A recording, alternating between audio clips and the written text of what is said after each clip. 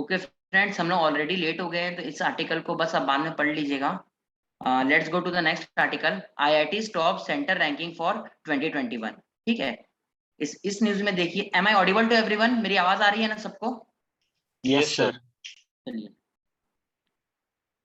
इसमें देखिए बच्चा, ये जो है एजुकेशन मिनिस्ट्री निकालती है फर्स्ट चीज, ठीक है, रैंकिंग, और इसका नाम है नेशनल इंस्टीट्यूशनल रैंकिंग फ्रेमवर्क। ठीक है, पहला चीज।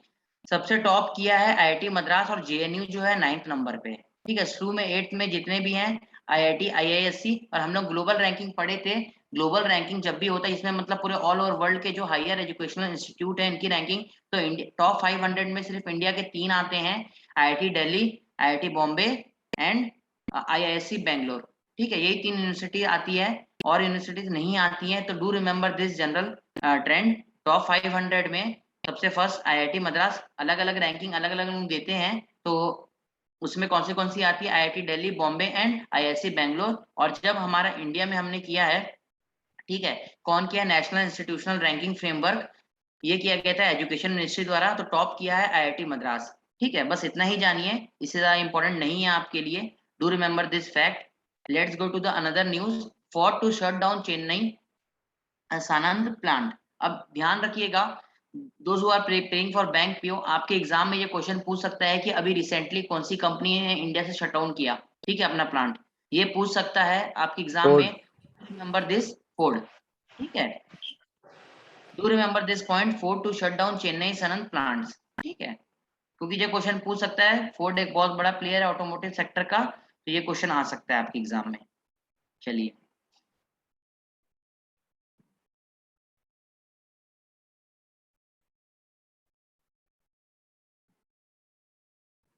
Let's come to the next article.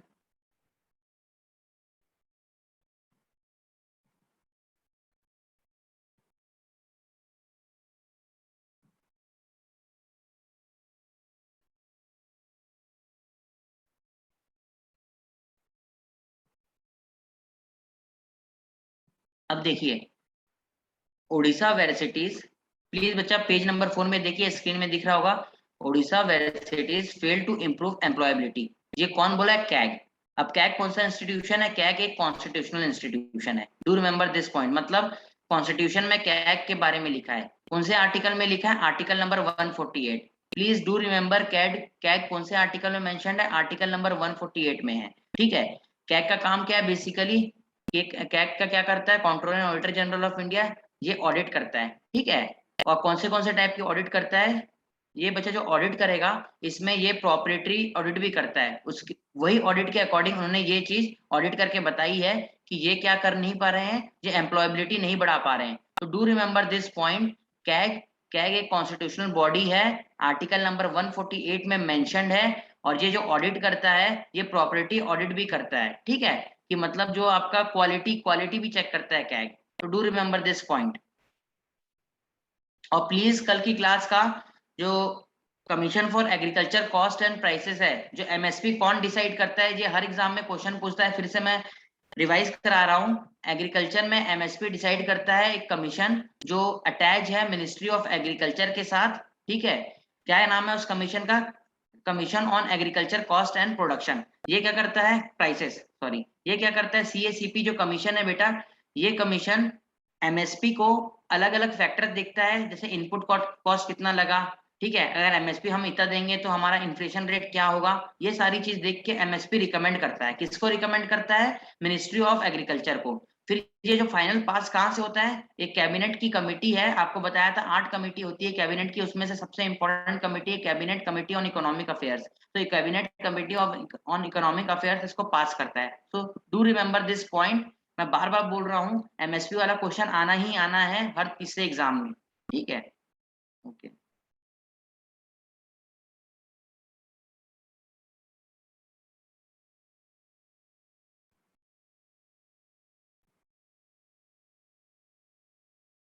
हमने कल डिस्कस किया था बेटा प्रोडक्शन लिंक इंसेंटिव स्कीम। ठीक है, प्रोडक्शन लिंक इंसेंटिव स्कीम क्या है, फिर से शॉर्ट में बता दे रहा हूँ आपको, डेली रिवीजन होगा। देखिए, गवर्नमेंट तभी आपको इंसेंटिव देगी, आपको कैश इंसेंटिव देगी। कब देगी? जब आप आपका इंक्रीमेंटल सेल्स हो। जैसे समझ लो मैं मोबाइल को मैन्युफैक्चर कर रहा हूँ, ठीक है, तो गवर्नमेंट मेरे को मोबाइल के इसमें इंसेंटिव कब देगी? जब मेरे मोबाइल का सेल, अगर इंसेंटिव देने से गवर्नमेंट के बढ़ रहा है। अब कैसे बढ़ेगा? गवर्नमेंट मेरे को अगर इंसेंटिव देती है तो मैं क्या करूंगा, मोबाइल का जो प्राइस है उसको कम कर लूंगा। अब कम करूंगा तो इकोनॉमीज ऑफ स्केल के अकॉर्डिंग मेरे मोबाइल ज्यादा सेल ऑफ होंगे, ठीक है। तो अगर ऐसे सेल ऑफ हो रहे हैं तो गवर्नमेंट क्या कर रही है, आपको आपको प्रोडक्शन पे इंसेंटिव दे रही है, कैश इंसेंटिव देगी 4 to 6%, ठीक है। सबसे पहले लास्ट ईयर के बजट में आया था ये प्रोडक्शन लिंक्ड इंसेंटिव स्कीम। इसमें इलेक्ट्रॉनिक्स में दिया जा रहा था, इलेक्ट्रॉनिक्स मैन्युफैक्चरिंग के लिए, ठीक है। तो ये गुड्स को नोटिफाई करते हैं किसके लिए, तो रिसेंटली अभी हम टेक्सटाइल के लिए भी देने लगे हैं। तो ये आर्टिकल इंपॉर्टेंट है, catching up the success of PLI is likely to hinge on how entrepreneurs weigh the risk reward equation, ठीक है। रिस्क रिवॉर्ड इक्वेशन हम कैसे एंटरप्रेन्योर लोग इवेलुएट करते हैं, इस पे डिपेंड करता है कि पीएलआई स्कीम सक्सेस होती है कि नहीं होती है। पीएलआई स्कीम में किसी को कोई डाउट है? प्लीज बताइए। अरे हाँ नहीं कुछ तो बोल दो। No sir. Thank you. चलिए इसको पढ़िए फिर। Go ahead with this article catching up.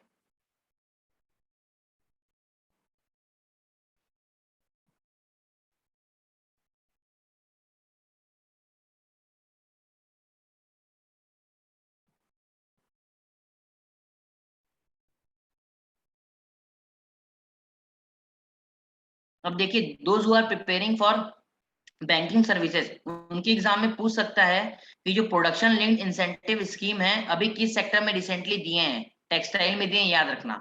और इसके पहले जो निकला था सबसे फर्स्ट इलेक्ट्रॉनिक्स में, अभी तक 13 सेक्टर्स में दे चुके हैं, ठीक है। हम 13 एरियाज में गुड्स में दे चुके हैं, रिसेंटली प्रोडक्शन में दिए हैं, टेक्सटाइल में दिए हैं। तो हो सकता है आपके एग्जाम में ये क्वेश्चन पूछ ले। तो do remember this. Current affairs पढ़ने का एक ही तरीका है, हर दिन जो भी आर्टिकल आ रहा है उसको थोरोली पढ़ो, ठीक है, तभी आपको समझ आएगा।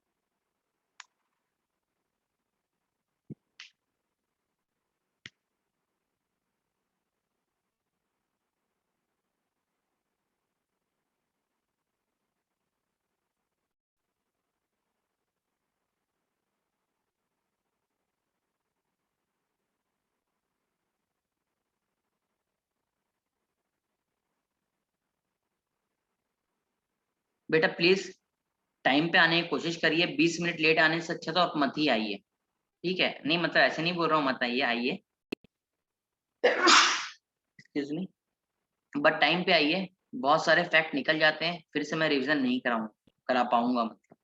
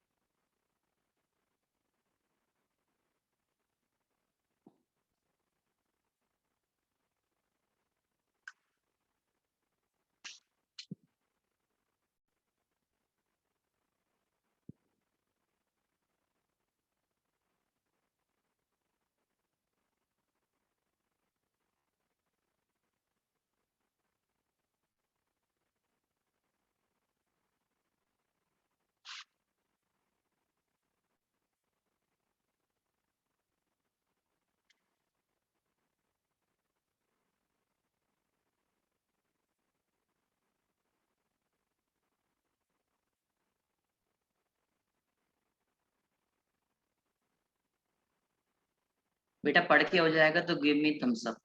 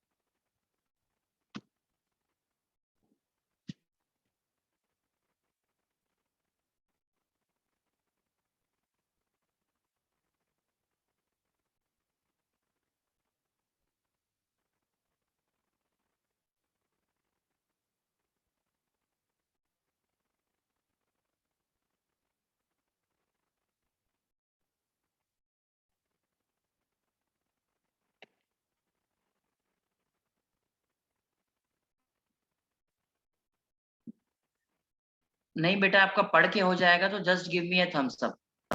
मैं वेट कर रहा हूँ सारे बच्चे पढ़ लें आर्टिकल।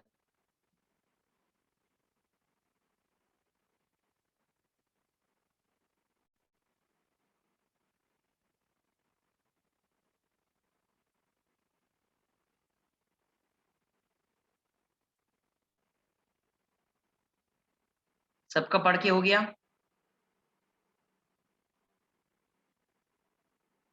चलिए देखिए, सबसे पहले टेक्सटाइल सेक्टर के बारे में जानते हैं। कोई भी सेक्टर हमारे लिए क्यों इंपॉर्टेंट है, टेक्सटाइल में क्यों सरकार ने ये एक्शन लिया, सबसे पहले ये जानिए। ठीक है, पॉलिसी बनाई। क्योंकि जो टेक्सटाइल सेक्टर है बेटा, हम देखेंगे सबसे ज्यादा एग्रीकल्चर के बाद सबसे ज्यादा कोई एम्प्लॉयमेंट देता है तो वो टेक्सटाइल सेक्टर है, इसलिए टेक्सटाइल इज वेरी इंपॉर्टेंट। ठीक है। दूसरी चीजें जो एम्प्लॉयमेंट देता है वो अर्बन एरिया से ज्यादा रूरल एरिया में जो रूरल लोग हैं उन लोग को ज्यादा एम्प्लॉयमेंट देता है। ठीक है। तीसरी चीज ये क्या, साथ में जो एग्रीकल्चरल लेबर है इनको एडिशनल इनकम भी देता है अगर वो टेक्सटाइल सेक्टर में काम कर रहे हैं हार्वेस्ट सीजन को छोड़ के। जैसे आपको देखे हो कि हार्वेस्ट सीजन आता है, फिर क्या करते हैं, हार्वेस्ट सीजन में वो अपने वहां चले जाते हैं, खेती करते हैं, उसके बाद फिर कभी शहर में आके एज ए माइग्रेंट उन लोग क्या बनते हैं, कंस्ट्रक्शन इंडस्ट्री में काम करते हैं, कंस्ट्रक्शन सेक्टर के लेबर बन जाते हैं, या तो फिर किसी और इंडस्ट्री में काम करते हैं। अगर टेक्सटाइल इंडस्ट्री वहीं पे बूम होगा तो क्या होगा, रूरल इकोनॉमी भी फिलअप होगी। ठीक है। तो इसलिए टेक्सटाइल इज वेरी इंपॉर्टेंट, क्योंकि एग्रीकल्चर के बाद सेकंड हाईएस्ट एम्प्लॉयमेंट गिविंग जो सेक्टर है वो है टेक्सटाइल सेक्टर। ठीक है। अब दूसरी चीज क्या है, ये 4% जीडीपी को कंट्रीब्यूट करता है अप्रोक्स, ये बात जान लीजिएगा, ये 4% कंट्रीब्यूट करता है। अब गवर्नमेंट ने क्या निकाला है रिसेंटली, टेक्सटाइल सेक्टर में प्रोडक्शन लिंक्ड इंसेंटिव स्कीम दी है गवर्नमेंट ने। इस स्कीम में गवर्नमेंट क्या बोल रही है, इस स्कीम में बोल रही है कि अगर आपका इंक्रीमेंटल सेल्स होगा, इंक्रीमेंटल सेल मतलब क्या होता है, हम आपको इंसेंटिव दे रहे हैं इसी कारण आपका सेल बढ़ रहा है। ठीक है। तो अगर आपका इंक्रीमेंटल सेल होगा तो हम आपको इंसेंटिव देंगे।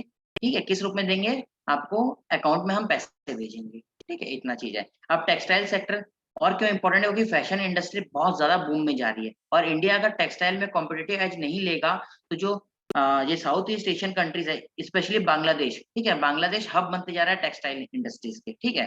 तो डू रिमेंबर दिस पॉइंट कि why textile sector is important to us. ये आपके हो सकता है इंटरव्यू में पूछ ले क्वेश्चन। तो सबसे पहले एम्प्लॉयमेंट बताना, हाईएस्ट एम्प्लॉयमेंट वो है। ठीक है, गिविंग इंडस्ट्री है। फिर उसके बाद डायरेक्टली एक काम करिए आप लोग, पेज नंबर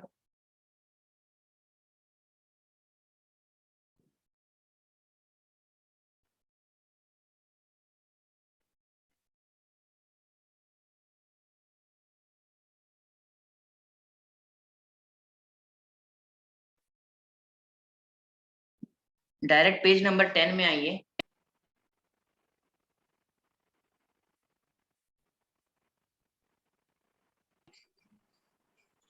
पेज नंबर 10 में आईसीएमआर लिखा है। हो सकता है अगर आप रिसेंटली अभी एग्जाम देने जा रहे हैं किसका, बैंक पीओ का या तो फिर आरआरबी का, तो उसमें ये क्वेश्चन पूछ सकता है आईसीएमआर का फुल फॉर्म क्या है, Indian council of medical research. Please do remember the full form of ICMR, Indian Council of Medical Research.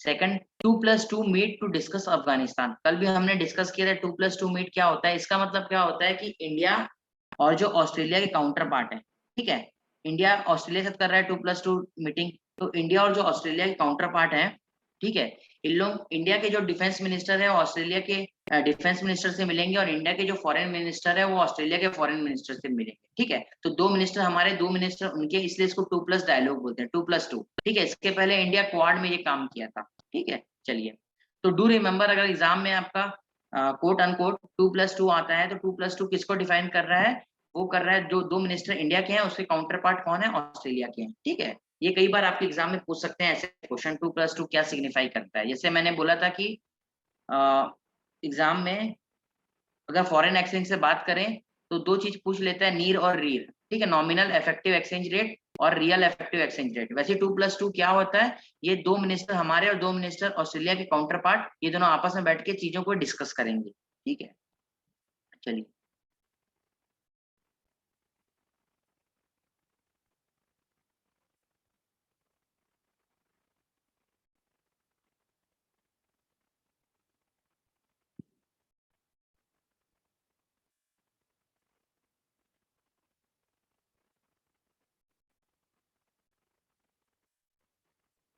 देखिए ये आर्टिकल दिख रहा है पेज नंबर 11 में, Brexit pact could sink Northern Ireland government. अब ध्यान से सुनिए, बहुत सारे बच्चे लोग से पूछा था मैंने, ब्रेक्सिट पता है कि बहुत लोगों को नहीं पता था।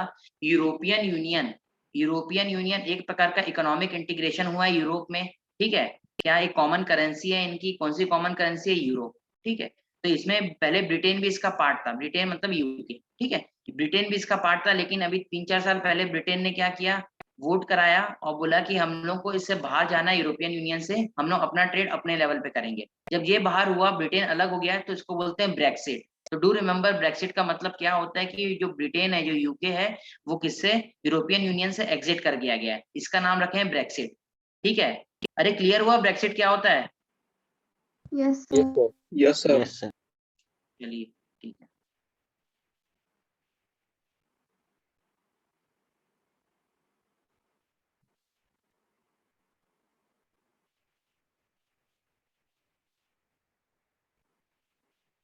अभी जो रिसेंटली कंपनी बाहर गई है वो है, एग्जिट हुई है, फोर्ड है, इसको याद रखिएगा।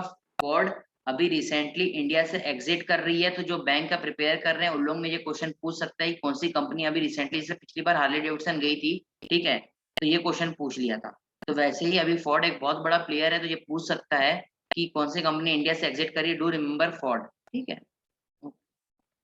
Centre to pay incentive dues of 56,000 crore in relief of to exporters, ठीक है।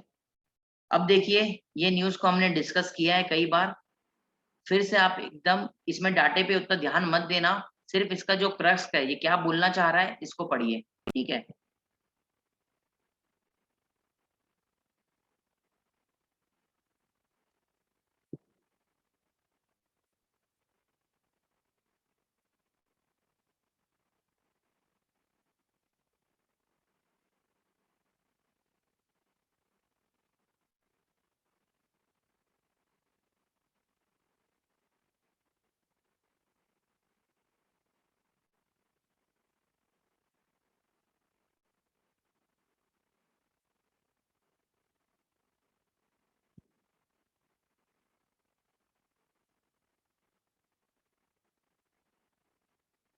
फ्रेंड्स प्लीज कॉपी लेके ना, मैं जो जो न्यूज बोल रहा हूँ, प्लीज उसका करंट अफेयर्स का नोट्स बना लेना, अपने लिखे हुए नोट्स हमेशा से याद रहते हैं, ठीक है। आप किसी भी मैगजीन को पढ़ लो, कितनी बारी पढ़ लो, एक लाइन लिखा है याद नहीं रहेगा, अपना एक लाइन लिखो हमेशा याद रहेगा।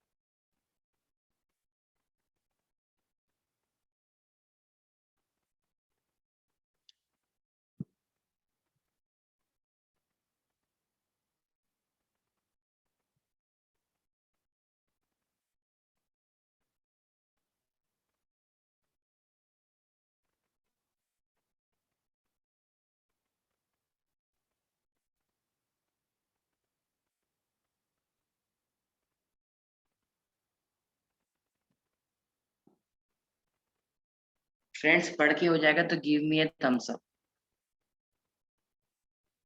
डाटा पे ध्यान मत दीजिएगा, उसका क्रक्स जानिए बस कि उनको रिलीफ मिला है, ठीक है।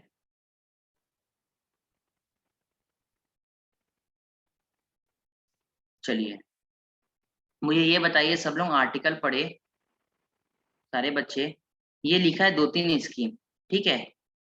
सबसे पहले क्या लिखा है, ये MEIS, SCIS, ROSL, ROSCTL and RODTEP। ये क्या है, इसका फुल फॉर्म पता है आप लोगों को, और ये क्यों दिए हैं स्कीम में?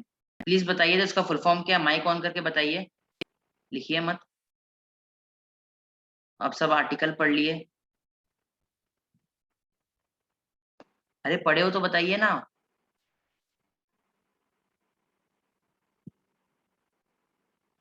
Why there is a pin drop silence? मेरी आवाज नहीं आ रही है क्या? Am I audible to everyone? Sir, don't know. हाँ बेटा, नहीं पता है सर। तो बेटा फिर क्या क्या पढ़े हो आप लोग, कैसे पढ़े हो फिर? मैं कितनी बार बोल रहा हूँ कि कोशिश करो कि जो भी पढ़ रहे हो अच्छे से पढ़ो। चलो फिर से मैं इसको कई बार बताया हूँ, फिर से बता रहा हूँ, देखिए 2015 में हमने नई फॉरेन ट्रेड पॉलिसी लेके आई थी। ट्रेड पॉलिसी, ट्रेड मतलब क्या हो रहा है, गुड्स का जो इंडिया और रेस्ट ऑफ द वर्ल्ड के बीच में ट्रांजैक्शन हो रहा है, और सर्विसेज का, ठीक है। उसके लिए हमने 2 स्कीम लाई थी, मर्केंडाइज एक्सपोर्ट इंसेंटिव स्कीम, जिसको मिस बोलते हैं, और एक सिस सर्विस एक्सपोर्ट इंसेंटिव स्कीम, ठीक है। ये दोनों स्कीम को लेके आई थी। इसमें क्या होता है कि अगर आप एक्सपोर्ट कर रहे हो तो सरकार आपको अलग अलग इंसेंटिव दे रही है, ठीक है। ये 2 स्कीम लाई थी, ये फॉरेन ट्रेड पॉलिसी में थी। और साथ में सरकार ने क्या लाई थी, ROSL क्या है, रेमिशन ऑन स्टेट लेवीज। किसमें, देखो आपको पता है, कोई भी सामान स्टेट में अगर बेच रहे हैं, ठीक है, तो स्टेट के अलग अलग टैक्स लगा सकती है उसमें, ठीक है। स्टेट अलग अलग टैक्स लगाती है, सेल टैक्स लगाती है, ठीक है। स्टेट सेल टैक्स लगाती थी पहले, अब तो GST आ गया। तो जो भी स्टेट के ऐसे लेवीज लग रहे हैं, अगर आप एक्सपोर्ट करने के लिए, ठीक है, अगर आप एक्सपोर्ट करने के लिए कुछ प्रोडक्शन कर रहे हो, तो क्या आपको उस पे सरकार छूट देगी, ठीक है। लेकिन ये किसके लिए, ये गारमेंट्स के लिए था, ठीक है। ROSL, फिर ROSCTL क्या है, रेमिशन of state and central taxes and levies. ये भी किसके लिए था, ये हम रेमिशन किसके लिए दिए थे, गारमेंट सेक्टर के लिए। अभी मैंने आपको गारमेंट सेक्टर में PLI स्कीम बताया था, ठीक है, कि सरकार बहुत सारे इंसेंटिव देती है जो भी एक्सपोर्ट कर रहे हैं, किसमें, गारमेंट सेक्टर, और जो ऐसे इंडस्ट्रीज में हाई एम्प्लॉयबिलिटी हो, ठीक है, उसमें जो लोग ज्यादा एम्प्लॉयड रहते हो, ठीक है, तो उसके लिए सरकार बहुत सारा देती है। देखिए इसमें जैसे 98% MSME है, ठीक है। और थर्ड हमने अभी रिसेंट किया है, रेमिशन of duties and taxes on exported products. ये हमने रिसेंट लेके आया है, इसको कई बार पढ़ाया हूं मैं। हो सकता है आपके एग्जाम में PO के इसमें मेंस में ये पूछ सकता है, RODTEP क्या है, ठीक है। RODTEP क्या है, तो RODTEP रेमिशन on off duties and taxes on exported products, ठीक है। प्लीज थोड़ा याद रखने का कोशिश करिए, मुझे पता है याद नहीं होगा। कॉपी में अभी पेन कॉपी लीजिए और ये चारों का फुल फॉर्म लिख लीजिए, ठीक है। चारों का फुल फॉर्म लिख लीजिए, प्रोडक्शन लिंक्ड इंसेंटिव स्कीम का भी फुल फॉर्म लिख लीजिए, धीरे से आपको अपने आप याद हो जाएगा, ठीक है। इसका बेसिक क्या है कि सरकार एक्सपोर्ट को बढ़ाने के लिए, ठीक है, और वो सेक्टर जिसमें क्या, जिसमें एम्प्लॉयबिलिटी ज्यादा है, ठीक है, जो GDP को कंट्रीब्यूट कर सकता है, जिसमें हमको एड्ज मिल सकता है, ठीक है, इकोनॉमीज ऑफ स्किल मिल सकता है, इसमें सरकार क्या करती है, नोटिफाई करती है। अब जैसे देखिए इलेक्ट्रॉनिक्स के हम बहुत सारे सामान चाइना से इंपोर्ट करते हैं, इसलिए इलेक्ट्रॉनिक्स मैन्युफैक्चर के लिए सरकार बहुत सारा सब्सिडी देती है। क्यों? इससे क्या होगा, इससे मल्टीप्लायर इफेक्ट पड़ेगा इकोनॉमी में, जॉब भी मिलेगी और नए नए जॉब एवेन्यूज भी खुलेंगे, अगर हम मैन्युफैक्चरिंग हब बना दिए इलेक्ट्रॉनिक्स का इंडिया पे, ठीक है, क्योंकि electronics is the future, knowledge economy में हम एंटर कर गए हैं, दैट्स वाई। चलो तो ये सब पिक्चर ध्यान में रखना है बेटा आपने, ठीक है। चलिए अब एक एडिटोरियल पकड़ लेते हैं हम लोग। सर जो MEIS और जो SCIS है वो अब मतलब बंद कर दिए ना सर? हाँ हाँ, उसका 2015 से 20 था, ऑलरेडी WTO में कंप्लेन भी चले गया था उसका, ठीक है। चलिए अब ध्यान से देखिए, सिंधिया सेट टारगेट्स ऑफ 50 मोर उड़ान रूट्स, ठीक है। ये उड़ान क्या है, किसी को पता है बेटा उड़ान क्या है? उड़ान स्कीम बताइए।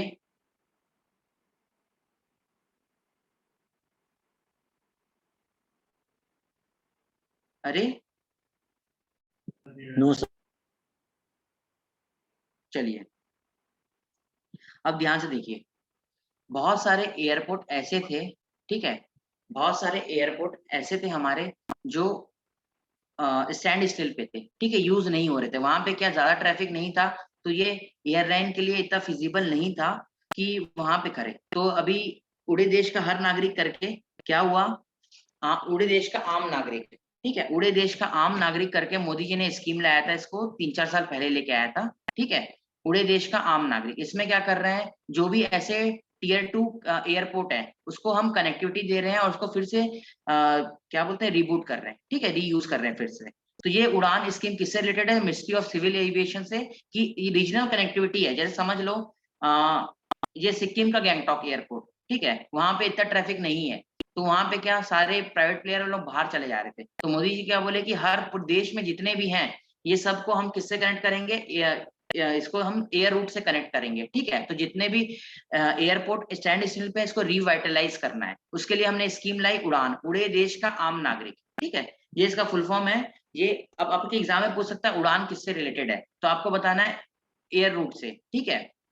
हम क्या करेंगे, सारे एयरपोर्ट को रिवर्टलाइज करेंगे, ये सबसे इंपॉर्टेंट है। उड़ान स्कीम किससे रिलेटेड है। सेकंड इंपॉर्टेंट क्या है बेटा, कि कई बार ना ये पूछता है कि कौन सा फ्यूल यूज करते हैं, ठीक है, ऐसा क्वेश्चन एसएससी रेलवे में यूज कर लेते हैं कि कौन सा फ्यूल यूज करते हैं, तो क्या, एविएशन टर्बाइन फ्यूल, ठीक है, please remember this point, aviation turbine fuel, ETF, ठीक है, एटीएफ यूज होता है किसमें, ये करते हैं एयरप्लेन लोग, ठीक है, प्लीज रिमेंबर, ओके, 1 सेकंड।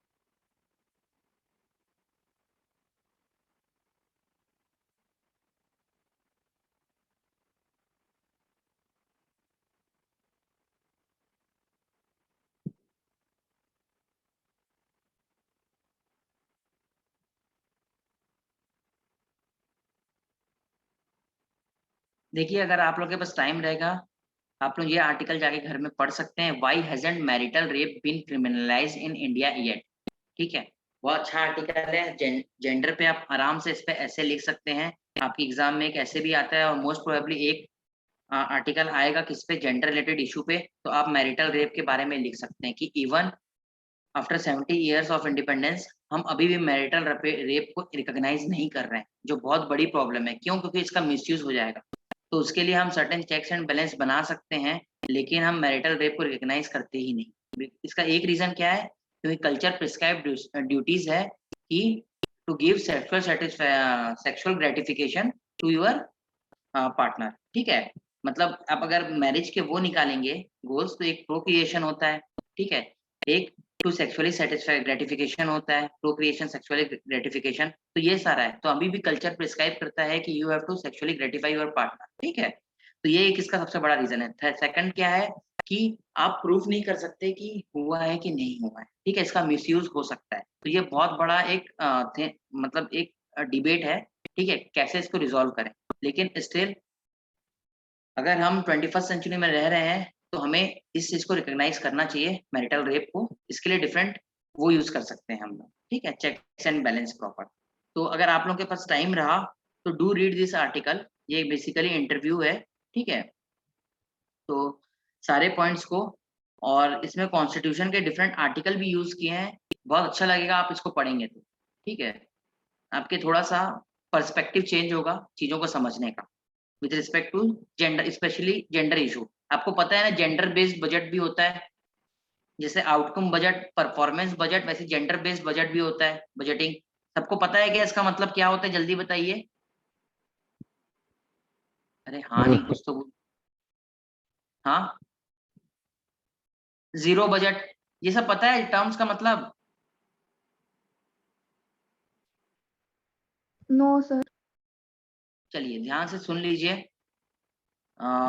सबसे पहले एक तो हम बजट बनाते हैं, तो अब जीरो बजट मतलब क्या होता है। जीरो बजट का मतलब ये है कि हम, बजट क्या होता है बेसिकली, इस साल कितना हमारा रेवेन्यू हुआ और कितना रेवेन्यू होगा हमारा और कितना हम एक्सपेंडिचर करेंगे, इसको बोलते हैं बजट।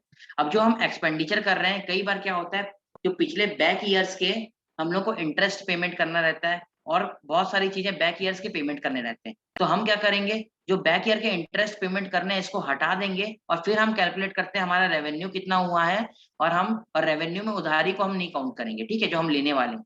हम क्या करेंगे, रेवेन्यू हमारा कितना हुआ, एक्सपेंडिचर हम कितना कर रहे हैं, ये ट्रू पिक्चर दिखाता है। तो इसको बोलते हैं जीरो बजटिंग, ठीक है, जीरो बेस्ड बजटिंग। मतलब हम पिछले साल के जो बैकलॉग्स हैं जिसके कारण हमारा बजट ऊपर नीचे हो रहा है उसको हम काउंट नहीं करेंगे, ठीक है। पहला चीज ये हो गया। जेंडर बजटिंग क्या होता है बेटा, ये कंसेप्ट आया था जिसमें ये देखा जाता है कि जैसे कि समझ लीजिए मिनिस्ट्री ऑफ एजुकेशन है तो कितना पैसा लड़कियों की पढ़ाई के लिए खर्च किए, ठीक है।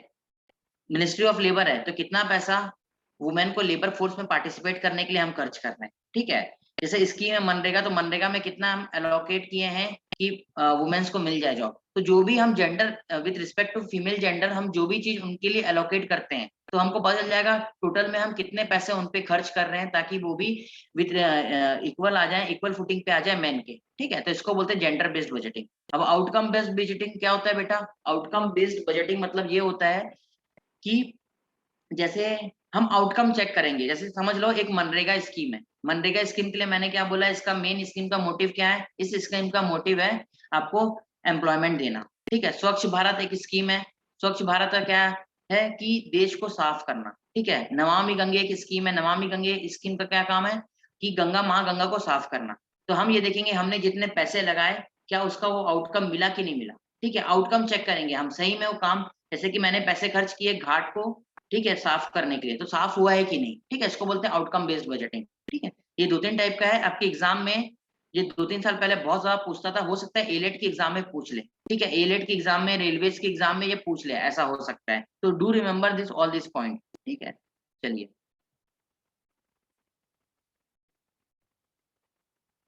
Okay, that's all for today बेटा। बस कल का जो मैंने बताया था एग्रीकल्चर वाला, डू रिमेम्बर दैट पॉइंट, वो बहुत इंपॉर्टेंट है, हर दूसरे तीसरे एग्जाम में पूछता ही पूछता है, ठीक है। अब बच्चे कंफ्यूज होते हैं CACP और cabinet committee on economic affairs. कई बार cabinet committee on economic affairs लेता है, कई बार commission for agriculture cost and prices लेता है, ठीक है। चलिए ओके, थैंक यू। किसी को कोई डाउट रहा तो पूछ सकते हो आप।